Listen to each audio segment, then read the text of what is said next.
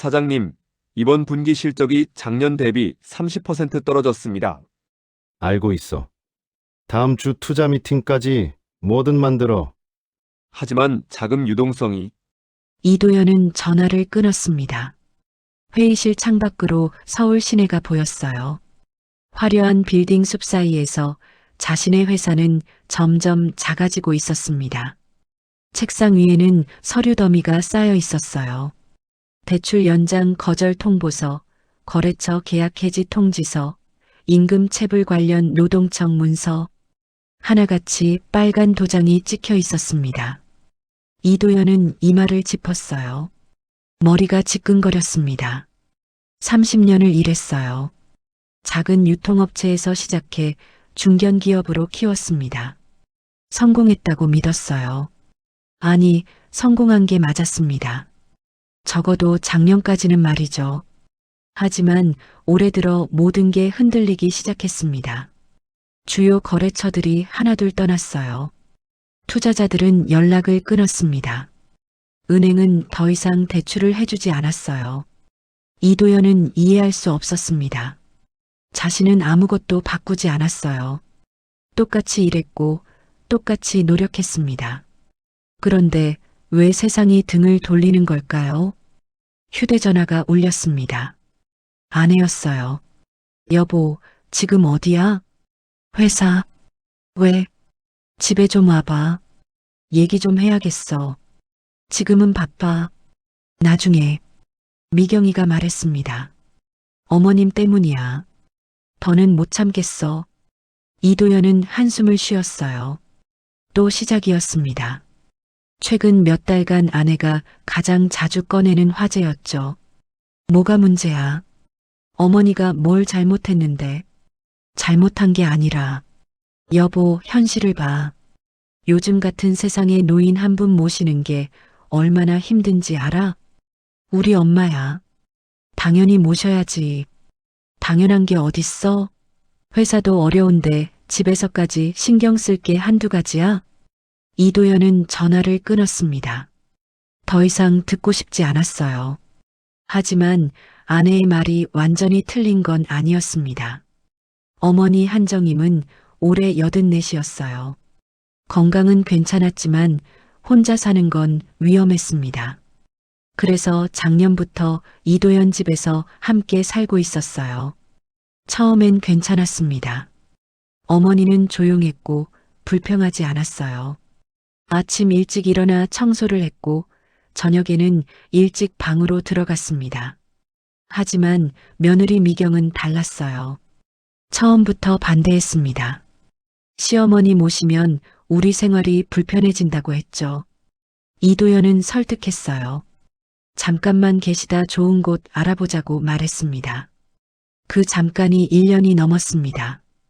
퇴근길, 이도연은 집 근처 공원 벤치에 앉았어요. 집에 바로 들어가고 싶지 않았습니다. 또 아내와 싸울 게 뻔했으니까요. 공원에는 노인들이 많았습니다.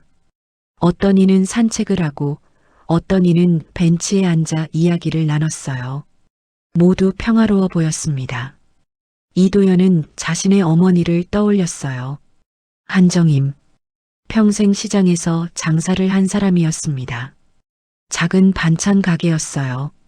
새벽 5시에 일어나 장을 보고 밤늦게까지 반찬을 만들었습니다. 그 돈으로 이도연을 키웠어요. 대학까지 보냈고 사업 자금도 마련해줬습니다. 이도연이 지금의 회사를 세울 수 있었던 것도 어머니 덕분이었죠. 하지만 그게 언제였나요? 20년 전? 30년 전? 이도연은 그 후로 어머니에게 무엇을 해줬을까요? 정기적으로 용돈을 드렸습니다. 명절 때 선물을 보냈어요. 가끔 식사 자리를 만들었습니다. 그게 전부였어요. 감사한 마음이 없었던 건 아닙니다. 하지만 바빴어요. 회사를 키우는데 집중해야 했습니다. 그래야 어머니도 편하게 사실 수 있다고 믿었습니다. 그런데 정작 성공하고 나니 어머니는 짐이 되어 있었습니다. 언제부터였을까요? 어머니가 사람이 아니라 책임으로 느껴지기 시작한 게 말이에요. 집에 들어서자 아내가 기다리고 있었습니다. 여보, 좋은 곳 알아봤어. 무슨 좋은 곳? 요양시설. 시설도 좋고 직원들도 친절하대. 다음 주에 같이 가볼까? 이도연은 대답하지 않았어요. 거실을 지나 어머니 방으로 향했습니다. 문이 살짝 열려 있었어요. 어머니는 작은 책상 앞에 앉아 있었습니다. 무엇인가 쓰고 있었어요. 이도연은 문틈으로 들여다봤습니다. 가계부였습니다. 어머니는 지금도 매일 가계부를 썼어요. 장을 본 금액, 용돈으로 받은 돈, 조금씩 모은 저축. 꼼꼼하게 적혀 있었습니다. 이도연은 가슴이 답답해졌어요. 84세 노인이 왜 아직도 돈 계산을 하며 살아야 할까요? 편히 쉬어야 할 나이 아닌가요? 하지만 동시에 이런 생각도 들었습니다. 어머니가 없으면 얼마나 편할까? 아내도 더 이상 불평하지 않을 테고 집안도 조용해질 거예요. 돈도 절약되겠죠. 이도연은 고개를 저었습니다. 나쁜 생각이었어요. 하지만 지워지지 않았습니다. 회사에 도착하자 더 나쁜 소식이 기다리고 있었습니다. 주요 투자자가 손을 뗐어요. 자금줄이 끊긴 거였습니다. 사장님, 이대로 가면 다음 달 월급도 못 줍니다. 알아. 방법을 찾을 거야. 무슨 방법이요? 이도연은 대답할 수 없었습니다. 방법이 없었어요. 그날 저녁 이도연은 또 늦게 귀가했습니다. 아내가 현관에서 기다리고 있었어요. 결정했어? 다음 주 월요일에 어머님 모시고 요양원 가는 거야? 아직 생각 중이야. 언제까지 생각할 건데? 우리 형편이 어떤지 몰라. 이제는 선택해야 해. 이도연은 아무 말도 하지 못했습니다. 그날 밤 이도연은 잠들지 못했습니다. 천장을 바라보며 생각했어요. 정말 선택해야 하는 걸까요? 어머니와 자신의 삶 사이에서 말이에요. 새벽이 되자 이도연은 결심했습니다. 아니, 결심이라기보다 항복에 가까웠어요. 더는 버틸 수 없었습니다. 월요일 아침이 밝았습니다. 이도연은 어머니께 말했어요. 어머니, 오늘 좋은 곳 구경 가실래요? 무슨 좋은 곳? 공기 좋은 곳이에요. 어머니 좋아하실 거예요. 어머니는 이도연을 조용히 바라봤습니다. 무언가 알아챈 듯한 표정이었어요. 하지만 묻지 않았습니다. 그저 고개를 끄덕였죠. 그래, 가자. 차는 도심을 벗어나 외곽으로 향했습니다. 이도연은 운전대를 잡고 있었고 어머니 한정임은 조수석에 조용히 앉아 있었어요. 창밖 풍경이 변했습니다. 높은 빌딩들이 사라지고 낮은 건물들이 나타났어요. 그러다 건물마저 드물어지고 논밭이 보이기 시작했습니다. 어머니는 아무 말도 하지 않았어요. 다만 창밖을 바라볼 뿐이었습니다. 이도연은 룸미러로 어머니의 얼굴을 힐끗 봤어요. 표정을 읽을 수 없었습니다. 1시간쯤 달렸을까요? 차는 산길로 접어들었습니다. 좁고 구불구불한 길이었어요. 아스팔트가 아니라 비포장도로였습니다. 차가 덜컹거렸어요. 도연아, 여기가 어디냐? 어머니가 처음으로 입을 열었습니다. 조금만 더 가면 돼요. 경치 좋은 곳이에요. 경치를 보러 가는 거냐? 네. 그리고 잠깐 쉬실 수 있는 곳이에요.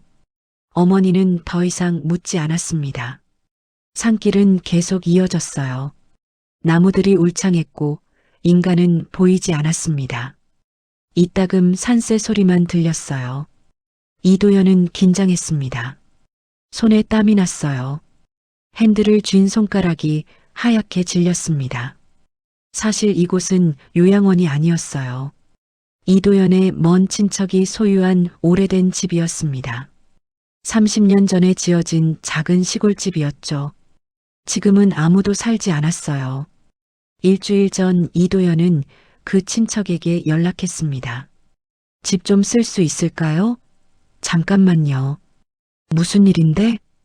어머니가 좀 쉬셔야 해서요. 조용한 곳이 필요해요.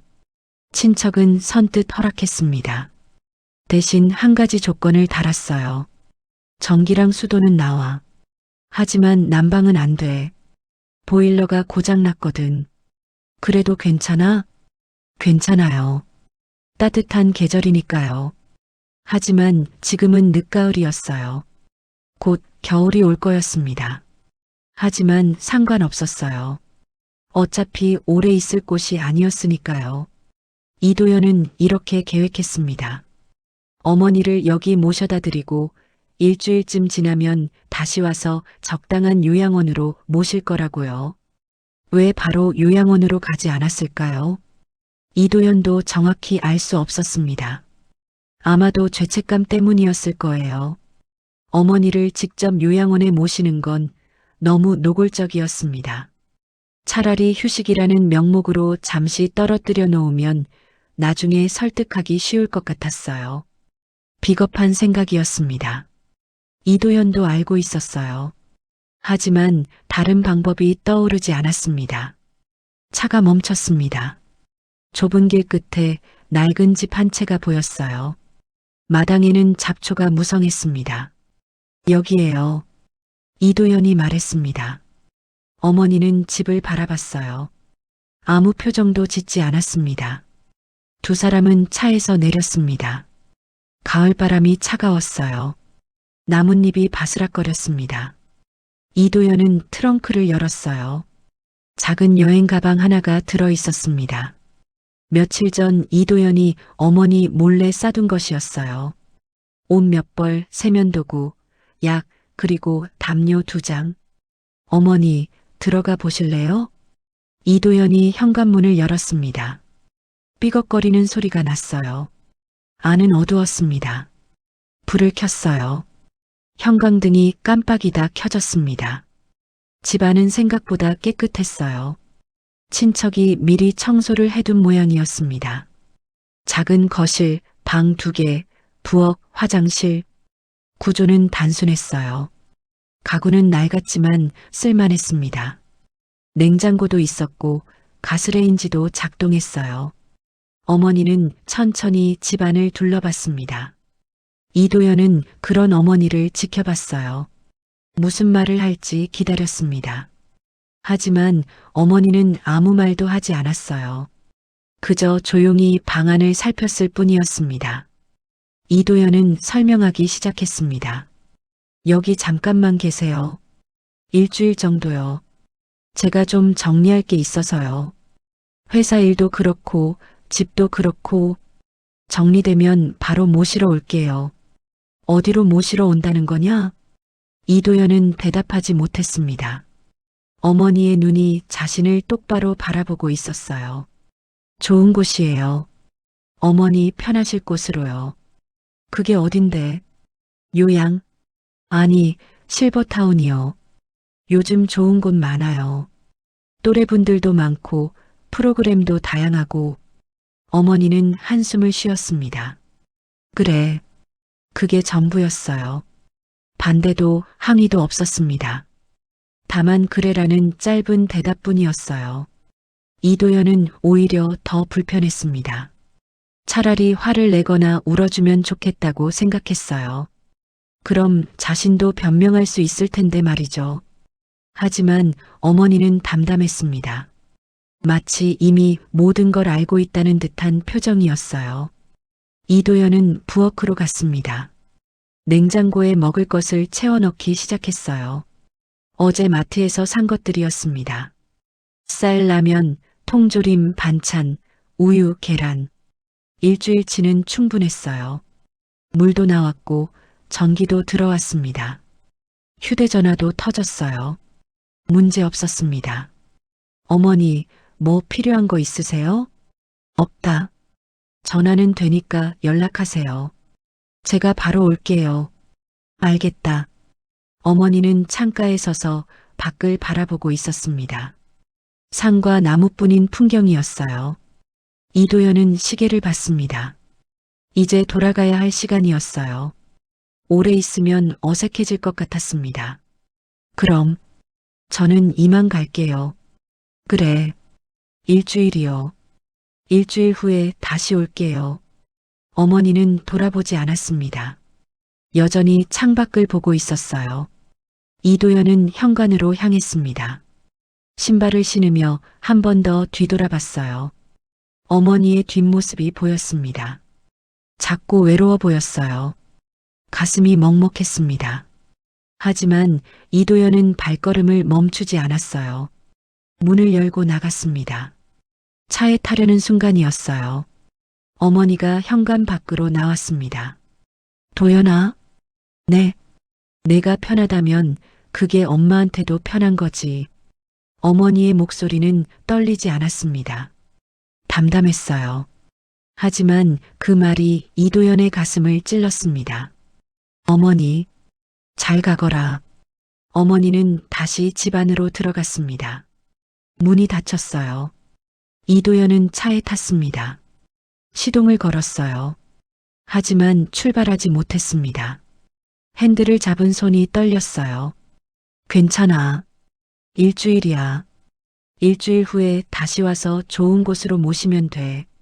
이도연은 스스로를 다독였습니다. 그리고 엑셀을 밟았어요. 차는 천천히 움직였습니다. 룸미러로 집이 점점 멀어지는 게 보였어요. 작은 집, 그 안에 어머니. 이도연은 고개를 돌렸습니다. 더 이상 보고 싶지 않았어요. 산길을 내려갔습니다. 구불구불한 길이 계속 이어졌어요. 산길을 내려가는 내내 어머니의 마지막 말이 계속 맴돌았습니다. 내가 편하다면 그게 엄마한테도 편한 거지. 이도연은 고개를 저었습니다. 생각하지 말자. 지금은 회사 일에 집중해야 해. 어머니 일은 나중에 생각하자. 1시간쯤 운전했을까요? 이도연의 휴대전화가 울렸습니다. 블루투스로 자동 연결됐어요. 여보세요? 한정임님 보호자분 맞으십니까? 낯선 남자 목소리였습니다. 네, 맞는데요. 누구세요? 최선우라고 합니다. 어머님 일을 돕고 있는 사람입니다. 이도연은 눈살을 찌푸렸어요. 어머니를 돕는 사람? 처음 듣는 이름이었습니다. 무슨 일이신데요? 전화 너머로 짧은 침묵이 흘렀습니다. 그리고 남자가 말했어요. 어머님을 어디에 두고 오셨습니까? 이도연은 가슴이 철렁했습니다. 무슨 말씀이신지 모르겠는데요. 이도연의 목소리는 평소보다 높았습니다. 당황한 티가 났어요. 저는 최선우입니다. 행정사이고요. 오래전부터 한정임 어르신의 법률 업무를 돕고 있습니다. 저희 어머니 법률 업무요? 무슨... 이도연 사장님, 지금 어머님을 산속 빈집에 혼자 두고 오신 거 맞죠? 이도연은 말문이 막혔습니다. 어떻게 알았을까요? 차를 세웠어요. 손이 떨렸습니다. 그건 잠깐 쉬시라고 모신 거예요. 일주일 후에 다시 모시러 갈 겁니다. 정말 그러실 생각이십니까? 최선우의 목소리는 여전히 차분했습니다. 하지만 그 차분함이 오히려 날카롭게 느껴졌어요. 당연하죠. 그럼 다행이네요. 짧은 침묵이 흘렀습니다. 이도연은 초조했어요. 그런데 왜 전화하신 건데요? 확인차 드린 겁니다. 어머님께서 제게 부탁하신 일이 있어서요. 무슨 부탁이요? 만약 아드님이 일주일 내로 돌아오지 않으면 제가 준비한 서류를 집행하라고 하셨습니다. 이도연은 가슴이 답답해졌어요. 무슨 서류인데요? 지금 당장 말씀드리긴 어렵습니다. 다만 한 가지만 말씀드리죠. 사장님 회사 요즘 어렵죠? 이도연은 숨이 막혔습니다. 그건 제 개인적인 일인데요. 개인적인 일이 아닙니다. 한정임 어르신과 관련된 일입니다. 무슨 소리예요? 우리 어머니는 회사랑 아무 상관없어요. 정말 그렇게 생각하십니까? 최선우의 목소리에 묘한 뉘앙스가 담겼습니다. 이도연 사장님, 사장님 회사가 15년 전 부도 위기를 넘긴 거 기억하시죠? 기억합니다. 그때 누가 돈을 대주셨죠? 이도연은 입을 다물었습니다. 기억났어요. 15년 전 회사가 망하기 직전이었습니다. 은행은 대출을 거절했고 투자자들은 손을 뗐어요. 그때 어머니가 조용히 통장 하나를 내밀었어요. 이거 쓰렴. 그 안에는 5천만 원이 들어 있었습니다. 어머니가 평생 모은 돈이었어요. 이도연은 울었습니다. 고맙다고 꼭 갚겠다고 말했죠. 하지만 갚지 못했어요. 회사가 다시 일어서고 나서 이도연은 바빴습니다. 돈 갚을 여유가 없었어요. 아니, 사실은 잊었습니다. 어머니도 재촉하지 않았고요. 그 돈 갚으셨습니까? 최선우가 물었습니다. 아직 못 갚았습니다. 그뿐이 아니죠. 10년 전 공장 증축할 때도 7년 전 신규 사업 시작할 때도 어머님 명의 부동산을 담보로 대출받으셨습니다. 이도연은 말이 없었어요. 사실이었습니다. 그리고 작년 사장님 회사가 위기에 처했을 때 누가 개인 신용으로 보증을 섰죠? 이도연의 얼굴이 창백해졌습니다. 작년 말 이도연의 회사는 큰 계약을 따냈습니다. 하지만 성금이 필요했어요. 은행은 대출을 거절했습니다. 담보가 부족하다는 이유였죠. 그때 어머니가 말했습니다. 내 이름 쓰렴. 집도 있고 가게도 있잖니. 이도연은 망설였어요. 하지만 다른 방법이 없었습니다. 결국 어머니 명의로 보증을 섰어요. 계약은 성사됐습니다. 하지만 올해 초 거래처가 부도났어요. 성금은 돌아오지 않았고 이도연의 회사는 다시 위기에 빠졌습니다. 그리고 그 빚은 어머니에게 넘어갔어요. 2억 원이 넘는 금액이었습니다. 이도연은 생각하지 않으려 했어요. 어머니는 아무 말도 하지 않았으니까요. 그냥 모른 척하면 될 거라 믿었습니다. 하지만 지금 이 전화가 그 모든 걸 들춰내고 있었어요. 사장님, 어머님은 모든 걸 알고 계셨습니다. 사장님이 자신을 어디에 두고 갈지도요. 이도연은 목이 메었습니다. 그런데 왜 아무 말씀도 안 하신 거예요? 어머니시니까요. 아들이 편하다면 그게 어머니한테도 편한 거라고 생각하시는 분이시니까요. 이도연은 눈물이 날 것 같았습니다. 하지만 어머님도 준비는 하셨습니다. 만약 사장님이 정말로 돌아오지 않는다면 그땐 더 이상 참지 않으시겠다고요. 무슨 준비요? 일주일입니다. 일주일 안에 어머님을 모시러 가세요. 그럼 아무 일도 없을 겁니다. 안 가면요?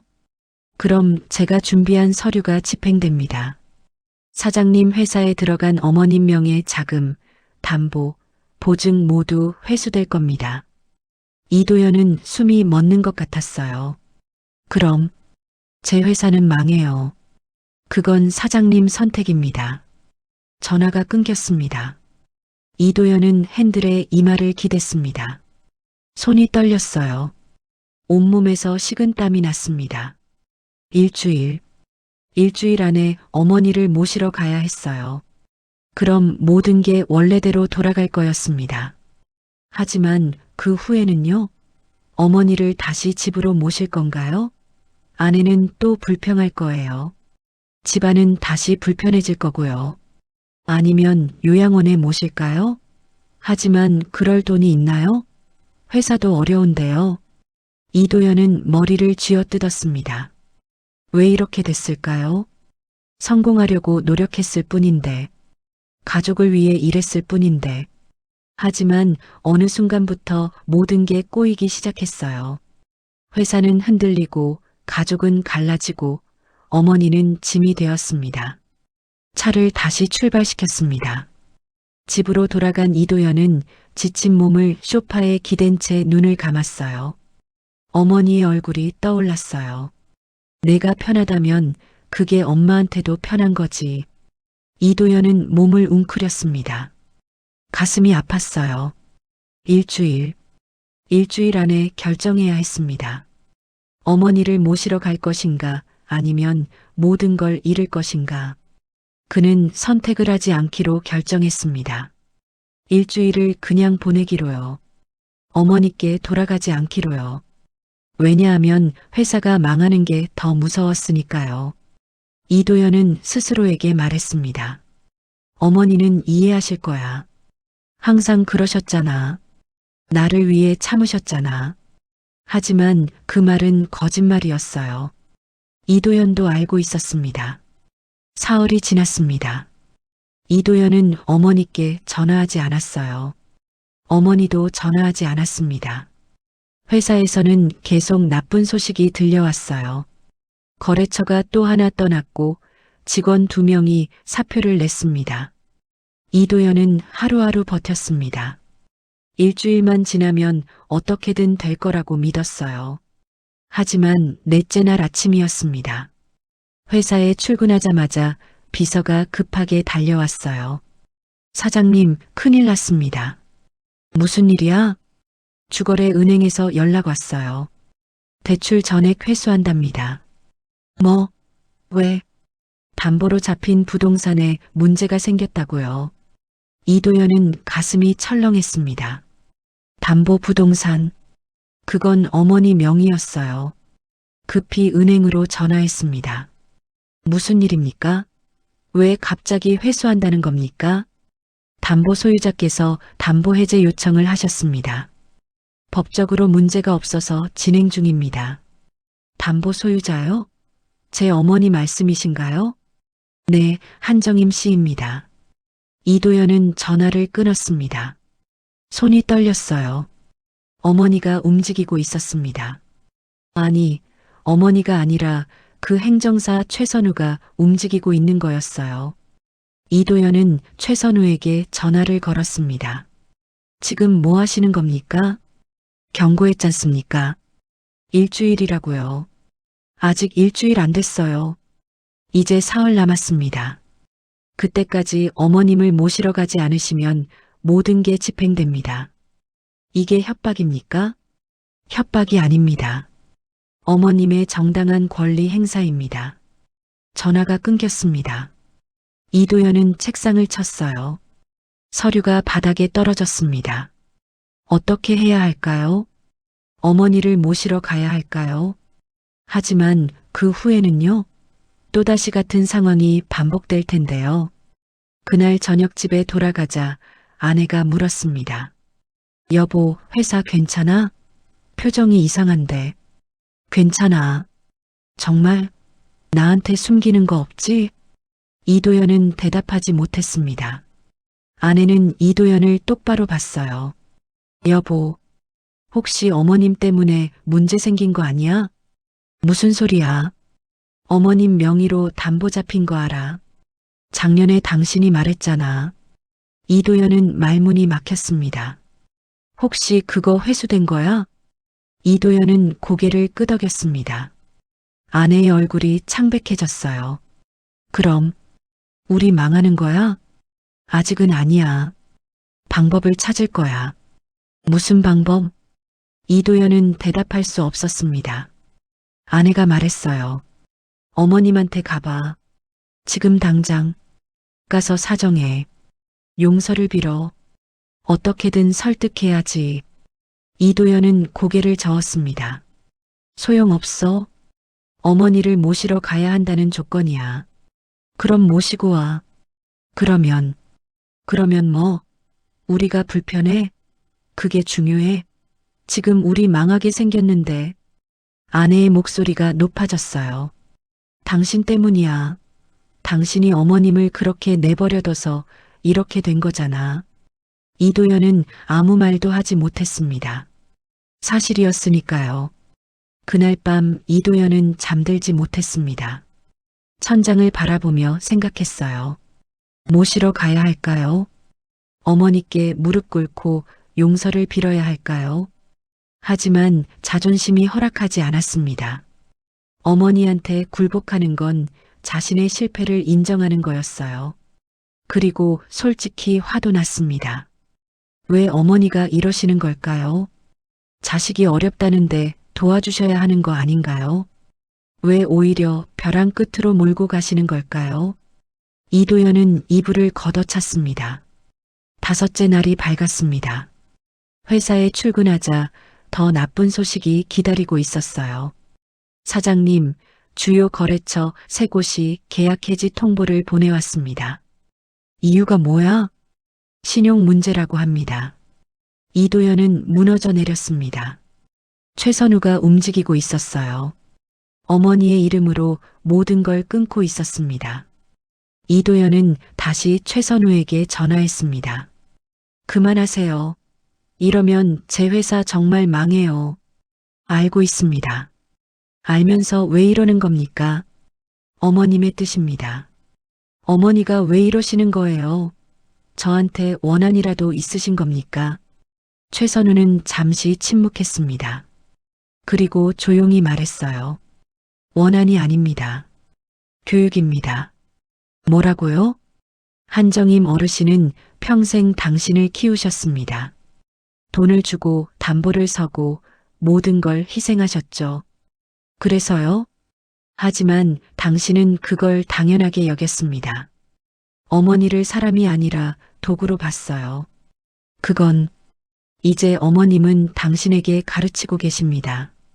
사람을 사람으로 보지 않으면 어떻게 되는지를요. 이도연은 말이 없었습니다. 이틀 남았습니다. 어머님을 모시러 가세요. 그게 유일한 방법입니다. 전화가 끊겼습니다.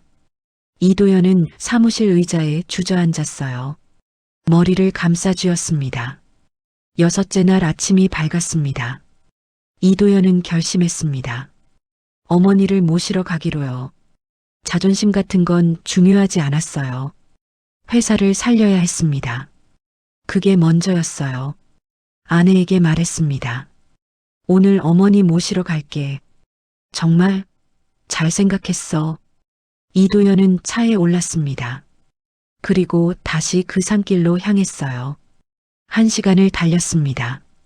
산길이 나타났고 비포장도로가 이어졌어요. 드디어 그 집이 보였습니다. 하지만 뭔가 이상했어요. 대문이 열려 있었습니다. 마당에는 아무도 없었어요. 이도연은 차에서 내렸습니다. 현관으로 다가갔어요. 어머니, 불렀지만 대답이 없었습니다. 문을 열었어요. 집안은 조용했습니다. 너무 조용했어요. 어머니, 다시 불렀지만 여전히 대답이 없었습니다. 이도연은 방을 하나씩 확인했어요. 거실, 부엌, 화장실, 침실. 어머니는 없었습니다. 침실 책상 위에 메모 한 장이 놓여 있었어요. 이도연은 떨리는 손으로 메모를 집었습니다. 미안해서가 아니라 이제 내가 어떤 사람인지 알 것 같아서 간다. 어머니의 글씨였습니다. 이도연은 그 자리에 주저앉았습니다. 어머니의 메모를 손에 쥔 채였어요.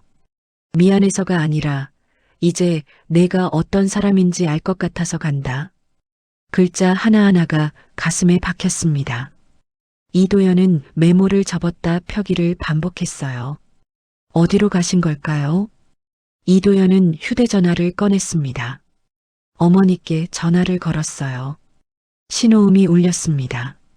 1번, 2번, 3번. 받지 않았습니다. 다시 걸었어요. 또 받지 않았습니다. 이도연은 집 밖으로 나갔습니다. 주변을 둘러봤어요. 산과 나무뿐이었습니다. 어머니의 흔적은 어디에도 없었어요. 차로 돌아가려는데 휴대전화가 울렸습니다. 최선우였어요. 급히 받았습니다. 어머니 어디 계세요? 지금 집에 아무도 없어요. 알고 있습니다. 알고 있다고요? 그럼 어디 계신데요? 안전한 곳에 계십니다. 걱정하지 마세요. 안전한 곳이 어딘데요? 당장 말씀해 주세요. 최선우는 잠시 침묵했습니다. 그리고 조용히 말했어요. 이도연 사장님, 이제 진실을 말씀드려야 할 것 같습니다. 무슨 진실이요? 한정임 어르신에 대해서요.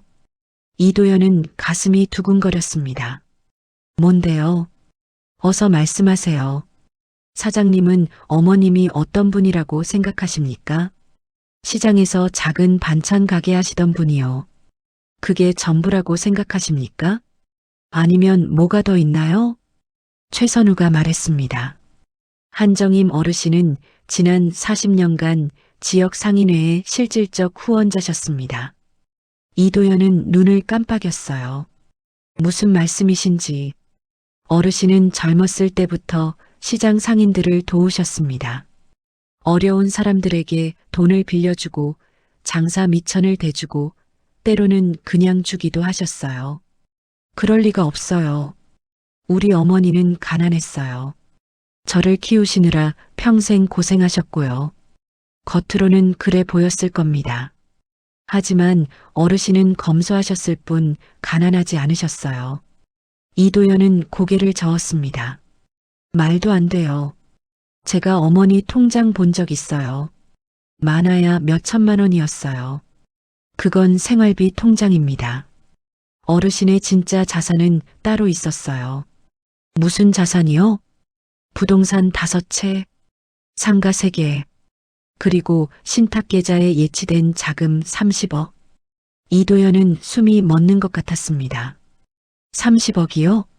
네. 어르신은 평생 모은 돈을 신탁에 맡기셨습니다. 그리고 그 돈으로 지역 복지재단을 운영하셨어요. 복지재단이요? 네. 어려운 학생들 장학금, 독거노인 지원, 소상공인 긴급 자금 지원, 모두 한정임 어르신의 재단에서 나간 돈입니다. 이도연은 현기증이 났습니다. 그럼 제가 사업 시작할 때 어머니가 주신 돈도 그것도 재단 자금이었습니다.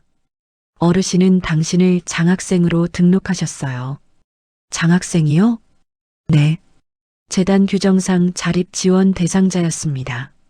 15년 전 5천만 원, 10년 전 1억, 7년 전 8천만 원. 모두 재단에서 집행된 자금입니다.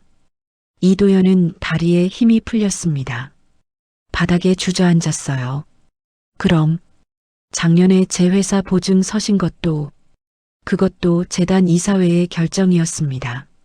한정임 이사장의 제안으로요. 이도연은 머리를 감싸쥐었습니다. 왜 그런 사실을 숨기신 거예요? 어머님의 뜻이셨습니다. 당신이 어머니 돈으로 성공했다는 부담을 갖지 않기를 바라셨어요. 이도연의 눈에 눈물이 맺혔습니다. 그런데 당신은 어머님을 산속에 버렸습니다. 돈이 필요할 땐 받고 불편하면 버렸어요. 최선우의 목소리는 여전히 차분했지만 날카로웠습니다. 저는 몰랐어요. 진짜 몰랐어요. 몰랐다는 게 변명이 됩니까? 어머님이 얼마나 주셨는지 계산이나 해보셨습니까? 이도연은 대답할 수 없었습니다. 총 23억입니다. 지난 30년간 어머님이 당신에게 쓴 돈이 그만큼입니다. 23억. 이도연은 반복했습니다. 믿을 수 없었어요. 학비, 생활비, 사업 자금, 담보, 보증 모두 합치면 그 금액입니다. 저는 정말 몰랐어요. 알았으면 달라졌을까요? 최선우가 물었습니다. 이도연은 대답하지 못했습니다. 솔직히 모르겠었어요. 이제 재단 이사회의 결정을 말씀드리겠습니다. 이도연은 가슴이 철렁했습니다. 한정임 이사장이 개인 명의로 집행한 모든 자금은 회수됩니다. 담보 해제, 보증 취소, 대출금 상환 요구 모두 진행 중입니다. 그럼 제 회사는 파산할 겁니다. 이도연은 고개를 떨궜습니다. 하지만 한 가지 방법이 있습니다. 뭔데요? 한정임 이사장을 직접 찾아가 사과하십시오. 진심으로요. 어디 계신데요? 그건 스스로 찾으셔야 합니다. 어떻게요? 당신이 어머님에 대해 얼마나 아는지 시험하는 겁니다. 어머님이 어떤 분인지, 어디를 좋아하시는지, 무엇을 소중히 여기시는지 알면 찾을 수 있을 겁니다. 전화가 끊겼습니다. 이도연은 땅에 주저앉았습니다. 온몸에서 힘이 빠졌어요. 어머니에 대해 뭘 알고 있었나요? 생각해 봤습니다. 어머니는 시장에서 장사를 하셨어요. 반찬 가게였습니다. 일찍 일어나고 늦게 주무셨어요. 검소하셨고 불평하지 않으셨죠. 그게 전부였습니다. 어머니가 무엇을 좋아하는지, 어디를 가고 싶어 하시는지, 무슨 꿈을 갖고 계셨는지 아무것도 몰랐어요. 30년을 함께 살았는데도 말이에요. 이도연은 울었습니다. 빈집 마루에 앉아 소리내어 울었어요. 미안해요, 어머니. 정말 미안해요. 하지만 어머니는 없었습니다. 메아리만 돌아올 뿐이었어요. 이도연은 일어났습니다. 집안을 다시 살폈어요. 어머니의 흔적을 찾기 위해서였습니다. 부엌에 낡은 스웨터가 걸려 있었어요. 어머니가 즐겨 입던 것이었습니다. 이도연은 스웨터를 만졌어요. 어머니 냄새가 났습니다. 침실 서랍을 열었습니다. 오래된 가계부가 있었어요. 펼쳐봤습니다. 꼼꼼하게 적힌 수입과 지출. 하지만 숫자만 있을 뿐 설명은 없었어요. 책장에는 책 몇 권이 꽂혀 있었습니다. 이도연은 한 권을 꺼냈어요. 늦게 피는 꽃이라는 제목이었습니다. 책갈피가 꽂혀 있었어요. 그 페이지를 펼쳤습니다. 밑줄이 그어진 문장이 있었어요. 사람은 언제든 다시 시작할 수 있다. 나이는 변명이 아니다. 이도연은 그 문장을 읽고 또 읽었습니다. 어머니는 무엇을 다시 시작하고 싶으셨을까요?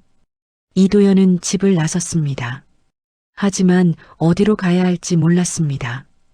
어머니를 찾아야 했습니다. 어머니는 어디 계실까요? 무엇을 하고 계실까요? 이도연은 몰랐습니다. 하지만 이제는 알고 싶었어요. 진짜로, 진심으로 알고 싶었습니다. 이도연은 차를 몰며 생각했습니다. 일단 어머니가 평생 장사하시던 중앙시장으로 가기로 했습니다. 시장은 여전히 붐볐어요.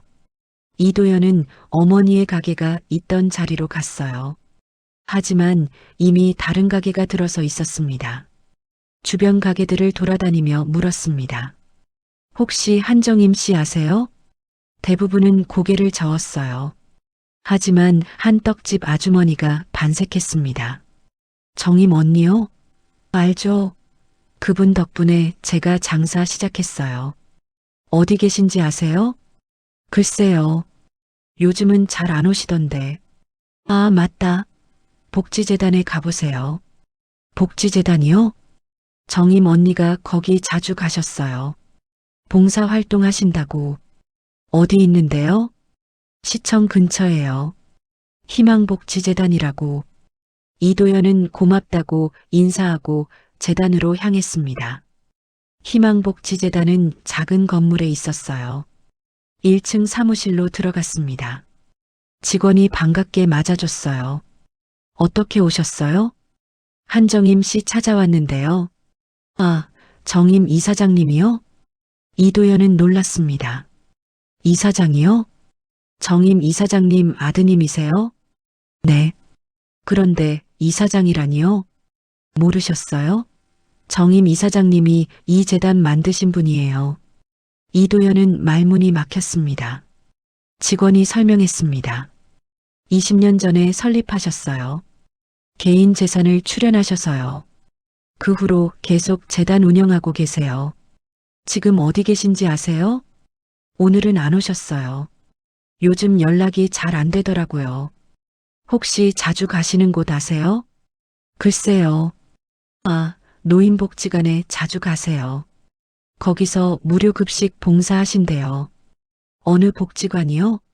성북구에 있는 은빛복지관이요. 이도연은 다시 차를 몰았습니다. 복지관에 도착했을 때는 오후 5시였습니다. 건물 안으로 들어가 찾아봤지만 거기에서도 어머니를 찾지 못했어요. 복지관을 나와 주차장으로 가는데 휴대전화가 울렸습니다. 회사 비서였어요. 사장님, 큰일 났습니다. 또 뭐야? 거래처 5곳이 동시에 계약 해지했어요. 그리고 은행에서 계좌 가압류 통보 왔어요. 뭐? 한정임 씨 명의로 제기된 채권 압류래요. 이도연은 다리에 힘이 풀렸습니다. 차에 기댔어요. 그리고 직원들한테 급여 못 준다고 통보해야 할 것 같아요. 계좌에 돈이 없어요. 이도연은 전화를 끊었습니다. 모든 게 무너지고 있었어요. 회사, 집, 가족. 자신이 평생 쌓아온 것들이 하루아침에 사라지고 있었습니다. 그리고 그 중심에 어머니가 있었어요. 아니, 정확히는 자신이 있었습니다. 어머니를 버린 자신이요. 이도연은 눈을 감았습니다. 어머니의 얼굴이 떠올랐어요. 내가 편하다면 그게 엄마한테도 편한 거지. 그때 어머니는 알고 계셨던 걸까요? 자신이 버려질 거라는 걸요. 알고도 아무 말씀 안 하신 걸까요? 이도연은 가슴이 무너지는 것 같았습니다. 다음 날 아침 회사에 출근하지 못했어요. 갈 용기가 나지 않았습니다. 집에 혼자 있었어요. 아내는 친정으로 가버렸습니다. 점심때 최선우에게서 전화가 왔습니다. 찾으셨습니까? 못 찾았어요. 그럼 내일까지입니다. 내일까지 찾지 못하면 모든 게 집행됩니다. 제발 좀 더 시간을 주세요. 시간은 충분히 드렸습니다. 어머니가 어디 계신지 힌트라도 주세요. 최선우는 잠시 침묵했습니다. 그리고 말했어요. 한 가지만 말씀드리죠. 어머님은 지금 가장 행복한 곳에 계십니다. 가장 행복한 곳이요? 네. 어머님이 평생 하고 싶었던 일을 하는 곳이요. 뭔데요? 그건 스스로 생각하셔야죠. 전화가 끊겼습니다. 이도연은 생각했습니다. 어머니가 하고 싶었던 일이 뭘까요? 장사? 아니에요.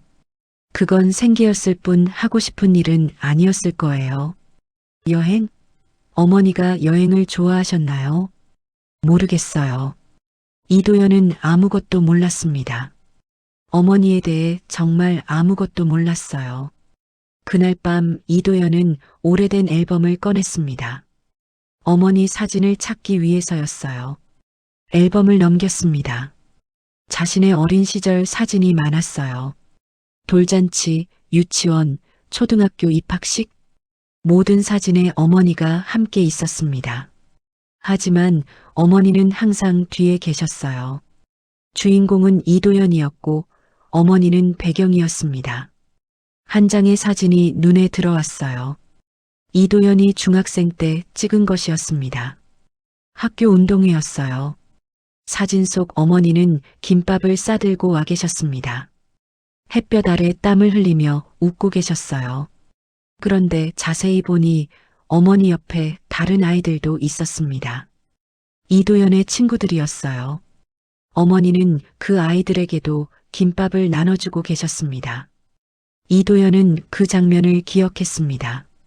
친구들이 도연이 엄마 김밥 맛있다고 했던 거요. 어머니는 기뻐하셨어요. 어머니는 사람들에게 음식을 나눠주는 걸 좋아하셨습니다. 이도연은 벌떡 일어났습니다. 무료급식소. 어머니는 지금 무료급식소에 계실지도 몰라요.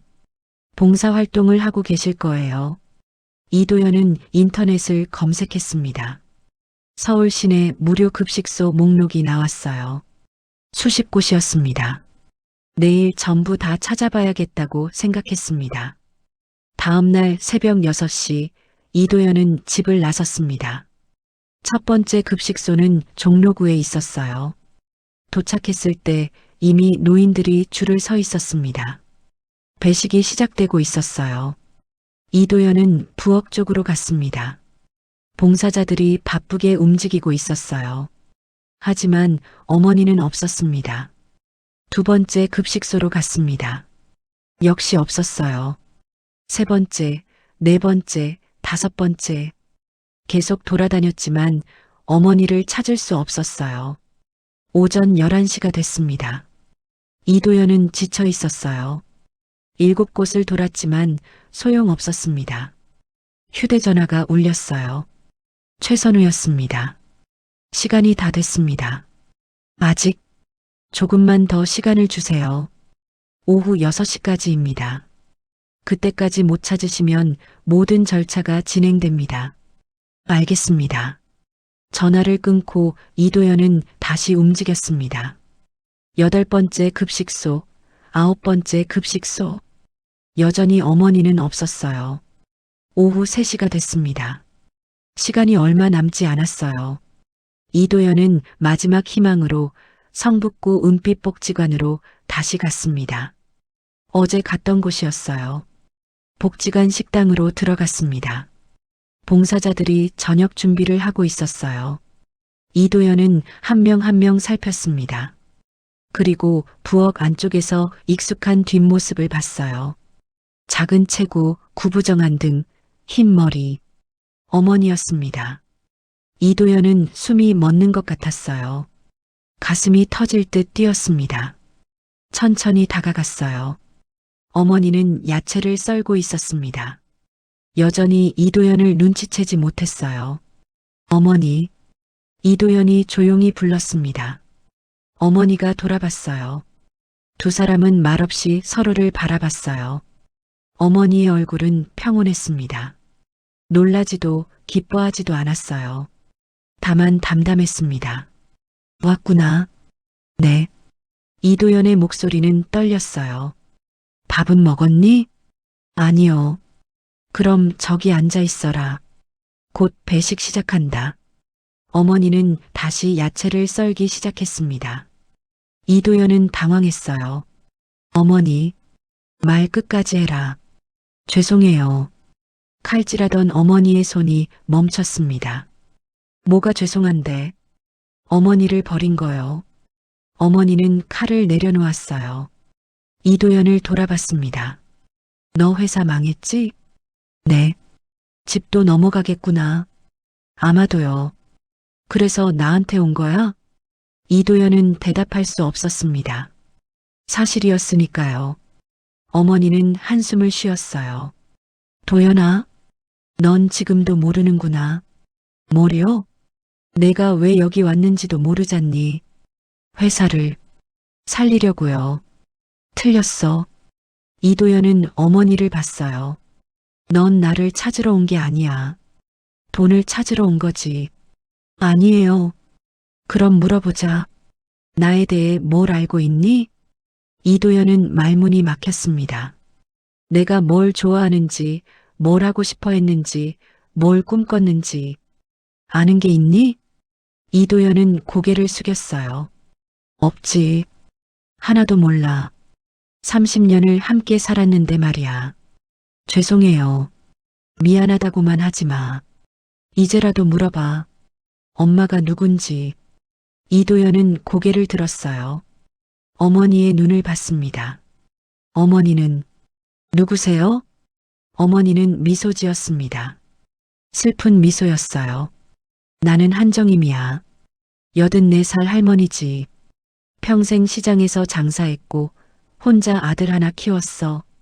이도연은 듣고 있었습니다. 그리고 나는 사람들에게 밥 해주는 걸 좋아해. 어렸을 때부터 그랬어. 배고픈 사람 보면 못 참겠더라고. 그래서 돈 좀 모으면 사람들 도와줬어. 학생들 학비도 대주고 장사 미천도 빌려주고 나중엔 재단도 만들었지. 저는 몰랐어요. 알았으면 달랐을까? 어머니의 질문에 이도연은 대답하지 못했습니다. 너는 나를 엄마로만 봤어. 한정임이라는 사람으로는 안 봤지. 이도연의 눈에 눈물이 맺혔어요. 나도 꿈이 있었어. 사람들한테 밥 해주고 싶었어. 그냥 주는 거 말고 같이 앉아서 먹고 싶었어. 어머니, 그래서 지금 여기 있는 거야. 내가 하고 싶었던 일을 하면서. 어머니의 목소리는 평온했습니다. 너는 나를 산속에 버렸어. 하지만 난 거기서 깨달았지. 이제 내 인생을 살아야겠다고. 이도연은 무릎이 꺾였습니다. 어머니 앞에 무릎을 꿇었어요. 잘못했어요. 정말 잘못했어요. 용서해 주세요. 어머니는 이도연을 내려다봤습니다. 용서? 뭘 용서해? 회사 좀 살려주세요. 다시는 이런 일 없을 거예요. 어머니는 고개를 저었어요. 아직도 모르겠니? 난 내 회사에 관심 없어. 내가 사람을 어떻게 대하는지가 중요해. 나를, 내 아내를, 직원들을, 거래처 사람들을, 모두를 어떻게 대했는지 말이야. 이도연은 말이 없었습니다. 넌 사람을 도구로 봤어. 필요하면 쓰고 불편하면 버렸지. 나한테도 그랬고. 아니에요. 아니긴. 내가 돈 줄 때는 고마워했지. 하지만 늙고 불편해지니까 버렸잖아. 이도연은 부인할 수 없었어요. 도연아, 네 회사가 망하는 건 내 탓이 아니야. 내 탓이야. 어머니, 사람을 사람으로 안 보면 결국 혼자가 돼. 지금 내가 그래. 이도연은 고개를 떨궜습니다. 배식 시간이 됐어요. 노인들이 식당으로 들어오기 시작했습니다. 어머니는 앞치마를 매며 말했어요. 나 일해야 돼. 너도 저기 앉아서 먹어. 어머니는 배식대로 갔습니다. 밥을 퍼서 노인들에게 나눠주기 시작했어요. 이도연은 그 모습을 봤습니다. 어머니는 한 분 한 분에게 미소 지으며 밥을 주셨어요. 많이 드세요. 건강하세요 하며 따뜻한 말을 건넸습니다. 어머니는 행복해 보였어요. 진심으로요. 이도연은 깨달았습니다. 어머니는 이제 자신의 삶을 살고 계셨어요. 아들을 위한 삶이 아니라 자신을 위한 삶을요. 그리고 그게 옳았습니다. 이도연은 일어났어요. 밖으로 나갔습니다. 휴대전화를 꺼내 최선우에게 전화했습니다. 어머니 찾았습니다. 그래서요? 이도연은 잠시 침묵했습니다. 그리고 말했어요. 회사는 포기할게요. 정말입니까? 네. 어머니 말씀이 맞아요. 제가 잘못했어요. 알겠습니다. 전화를 끊으려는데 최선우가 말했습니다. 이도연 사장님, 아직 늦지 않았습니다. 뭐가요? 다시 시작할 수 있습니다. 진짜로요. 이도연은 눈물이 났어요. 고맙습니다. 전화를 끊었습니다. 이도연은 하늘을 올려다봤습니다. 해가 지고 있었어요. 붉은 노을이 아름다웠습니다. 모든 걸 잃었습니다. 하지만 이상하게 마음이 가벼웠어요. 일주일이 지났습니다. 이도연의 회사는 파산했어요. 집도 넘어갔습니다. 아내는 이혼을 요구했어요. 이도연은 모든 걸 받아들였습니다. 저항하지 않았어요. 작은 고시원으로 이사했습니다. 4평 남짓한 방이었어요. 침대와 책상만 겨우 들어가는 공간이었습니다. 하지만 이도연은 불평하지 않았어요. 오히려 홀가분했습니다. 짐을 정리하며 오래된 사진 한 장을 찾았어요.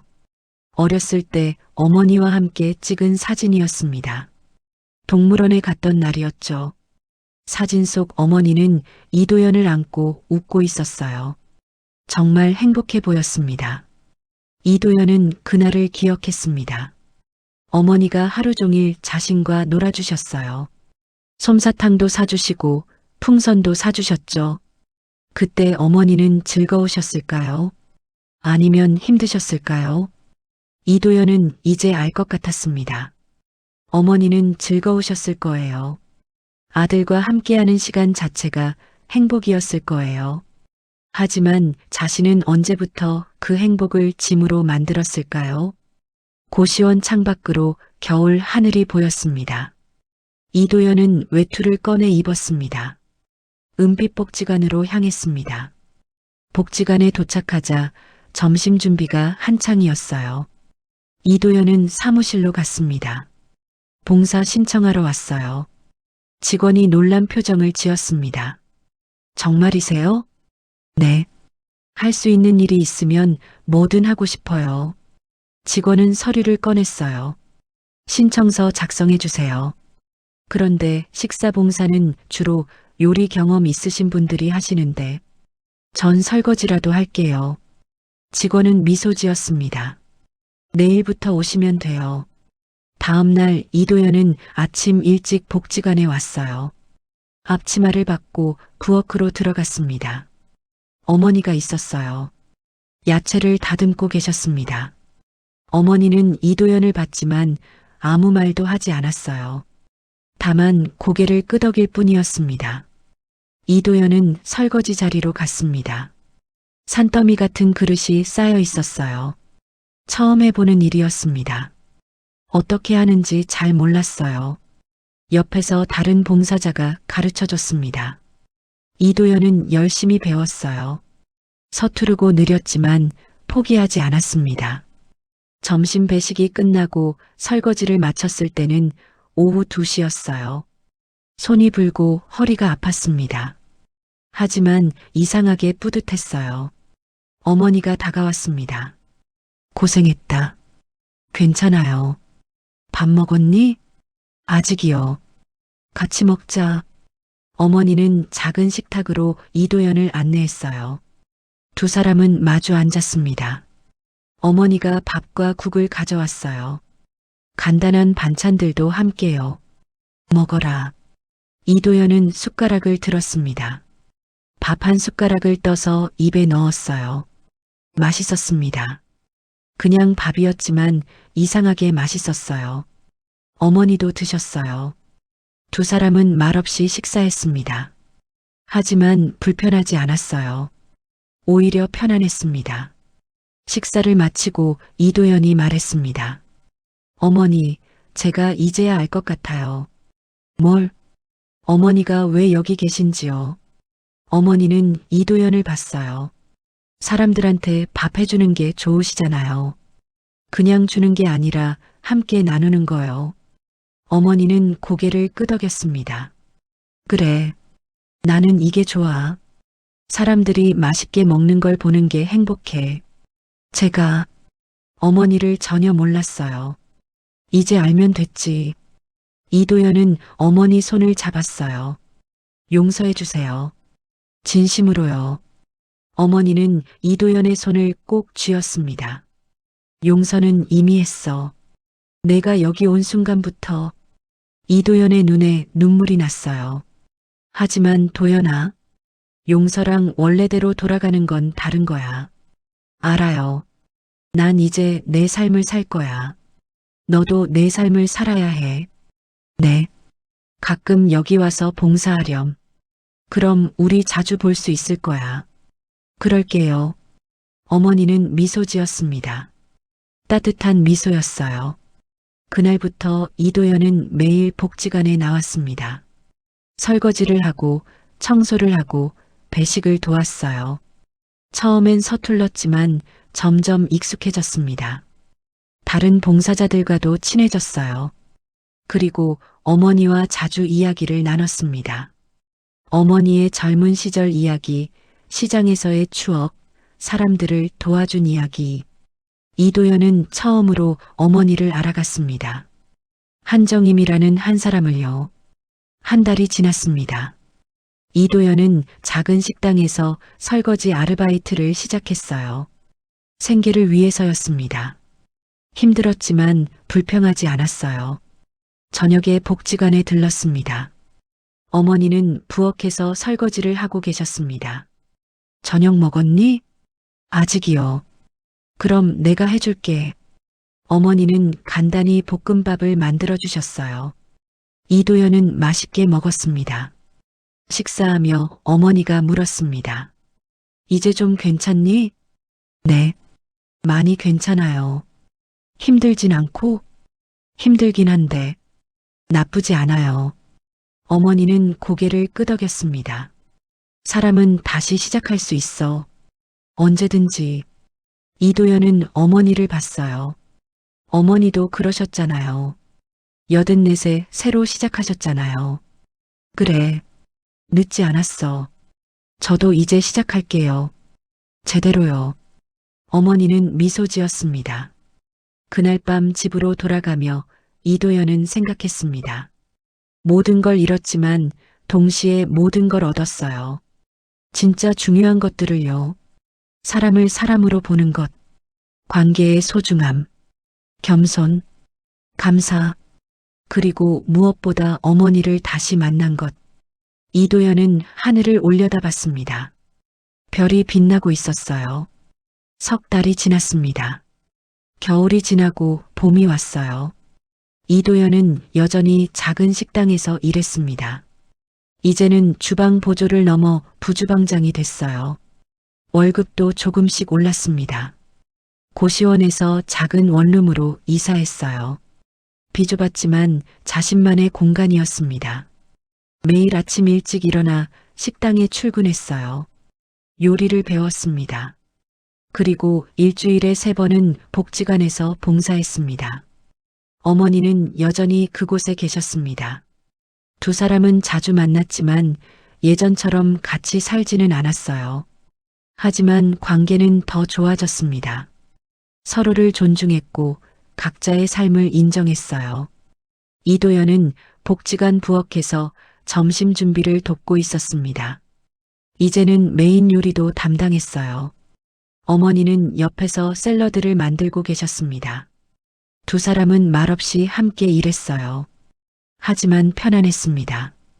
배식 시간이 됐습니다. 노인분들이 하나둘 들어오기 시작했어요. 이도연은 밥을 퍼서 나눠드렸습니다. 한 분 한 분 눈을 맞추며요. 맛있게 드세요. 고맙습니다, 선생님. 한 할머니가 말했습니다. 이도연은 미소 지었어요. 배식이 끝나고 이도현과 어머니는 작은 식탁에 앉았습니다. 함께 점심을 먹었어요. 도연아? 네. 이제 괜찮겠니? 뭐가요? 혼자 살아가는 것. 이도연은 어머니를 봤습니다. 네. 이제는 괜찮아요. 정말? 네. 어머니가 가르쳐 주셨잖아요. 혼자지만 외롭지 않게 사는 법을요. 어머니는 고개를 끄덕였어요. 그럼 됐다. 식사를 마치고 설거지를 하는데 한 젊은 남자가 복지관으로 들어왔습니다. 이도연을 보자 멈칫했어요. 예전 회사 이사였습니다. 사장님, 이도연은 반갑게 인사했어요. 오랜만이야. 잘 지냈어? 네. 그런데 여기서 뭐 하세요? 봉사활동 중이야. 이사는 놀란 표정을 지었습니다. 두 사람은 밖으로 나가 이야기를 나눴어요. 사장님, 사실 찾아온 이유가 있어요. 뭔데? 예전 거래처 사장님이 새 회사 시작하신대요. 사장님 찾으시더라고요. 나를? 네. 같이 일하고 싶다고요. 이도연은 고개를 저었습니다. 고맙지만 사양할게. 왜요? 좋은 기회인데. 난 이제 이게 좋아. 여기서 사람들 돕는 게. 이사는 이도연을 빤히 봤어요. 정말 많이 변하셨네요. 응. 나도 그렇게 생각해. 이사가 떠나고 이도연은 부엌으로 돌아왔습니다. 어머니가 물었어요. 무슨 일이었니? 예전 회사 사람이 왔어요. 새 회사 같이 하자고. 그래서 거절했어요. 어머니는 놀라지 않았습니다. 다만 미소 지었어요. 잘했다. 이도연은 어머니 옆에 섰습니다. 함께 설거지를 했어요. 어머니, 응? 고맙습니다. 뭐가? 저를 포기하지 않으셔서요. 어머니는 이도연을 봤습니다. 너는 내 아들이야. 포기할 수 없지. 하지만 저는 어머니를 버렸잖아요. 그래서 가르쳐 준 거야. 사람을 어떻게 대해야 하는지. 이도연의 눈에 눈물이 맺혔어요. 저는 이제야 알 것 같아요. 어머니가 얼마나 대단한 분인지요. 난 대단하지 않아. 그냥 사람들이 좋을 뿐이지. 그게 대단한 거예요. 어머니는 이도연의 어깨를 토닥였습니다. 이도연과 어머니는 복지관 뒤뜰로 나갔어요. 작은 텃밭이 있었습니다. 봄 채소들이 자라고 있었어요. 어머니가 말했습니다. 여기 내가 심은 거야. 예뻐요. 같이 가꿀래? 네. 두 사람은 텃밭을 돌봤습니다. 잡초를 뽑고 물을 주고 흙을 부드럽게 만들었어요. 일하며 어머니가 말했습니다. 사람도 식물 같아. 정성껏 돌보면 자라. 아무리 늦어도 아무리 힘들어도. 이도연은 고개를 끄덕였습니다. 저도 그렇게 잘하고 있어요. 늦었지만요. 늦은 게 아니야. 지금이 딱 맞는 때야. 해가 지기 시작했습니다. 노을이 아름다웠어요. 두 사람은 나란히 서서 노을을 바라봤습니다. 도연아? 네. 행복하니? 네. 지금이 제일 행복해요. 나도 그래. 어머니는 이도연의 손을 잡았습니다. 따뜻했어요. 그날 이후로 이도연의 삶은 계속됐습니다. 작은 식당에서 일하고 복지관에서 봉사하고 어머니와 시간을 보냈어요. 크게 성공하지도 많은 돈을 벌지도 못했습니다. 하지만 행복했어요. 사람들과 관계를 맺고 나누고 함께 웃었습니다. 그게 전부였어요. 이도연은 깨달았습니다. 어머니는 자신에게 가장 큰 선물을 주셨다는 것을요. 벌을 주셨지만 동시에 구원도 주셨습니다. 무너뜨리셨지만 동시에 일으켜 세우셨어요. 그리고 가장 중요한 것을 가르쳐 주셨습니다. 사람을 사람으로 보는 법을요. 그날 저녁 문을 닫고 이도현과 어머니는 함께 차를 마셨습니다. 어머니, 제가 산속에 어머니를 두고 온 그날 기억하세요? 어떻게 잊겠니? 그때 어머니가 하신 말씀 기억해요.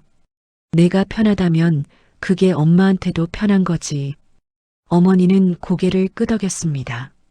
그 말은 거짓말이었어요. 그렇죠? 어머니는 잠시 침묵했습니다. 그리고 조용히 말했어요. 반은 진심이고 반은 거짓말이었지. 이도연은 어머니를 봤습니다. 내가 편하길 바랐던 건 진심이야. 하지만 그 방법은 아니었지. 나를 버리는 게 아니라 서로 존중하는 거였어야 했어. 이도연은 고개를 끄덕였습니다. 가르쳐 주셔서 고맙습니다. 어머니는 이도연의 손을 잡았어요. 너는 이제 다른 사람이야. 더 이상 성공한 아들이 아니라 돌아온 사람이지. 네. 저는 집으로 돌아왔어요. 진짜 집으로요. 두 사람은 말없이 웃었습니다. 창밖으로 별이 빛나고 있었어요. 조용하고 평화로운 밤이었습니다. 이도연은 생각했습니다. 자신은 모든 걸 잃었지만 동시에 모든 걸 얻었다고요. 진짜 중요한 것들을 말이에요. 그리고 그건 늦지 않았습니다. 80대 어머니도 60대 자신도 누구도 늦지 않았어요. 사람은 언제든 다시 시작할 수 있으니까요. 그날 이후 이도연의 삶은 계속됐습니다. 평범하지만 의미 있는 삶이었어요. 그리고 그는 더 이상 혼자가 아니었습니다. 어머니가 있었고 사람들이 있었고 나눔이 있었습니다. 그것으로 충분했어요. 여러분, 긴 이야기 끝까지 함께 해주셔서 진심으로 감사합니다. 이도연의 이야기는 한 남자의 추락과 재기에 관한 이야기였지만 동시에 우리 모두의 이야기이기도 합니다. 늦었다고 생각할 때가 가장 빠른 때입니다. 이도연은 60이 넘어서야 진짜 삶을 시작했습니다. 여러분은 어떠신가요? 혹시 미뤄두신 전화가 있으신가요? 하지 못한 말이 있으신가요? 오늘이 그날입니다. 지금이 그 순간입니다. 성공이 무엇인지, 행복이 무엇인지, 나이가 들어서야 비로소 알게 되는 것들이 있습니다. 여러분 곁에 있는 분들을 한 번 더 안아주십시오. 당연하게 여겼던 그 존재가 얼마나 소중한지 잃기 전에 깨달으시길 바랍니다. 그리고 이 영상이 도움이 되셨다면 좋아요와 구독 부탁드립니다. 여러분의 작은 클릭이 더 많은 분들께 이 이야기를 전할 수 있게 합니다. 다음에도 좋은 이야기로 찾아뵙겠습니다. 건강하시고 행복하십시오. 감사합니다.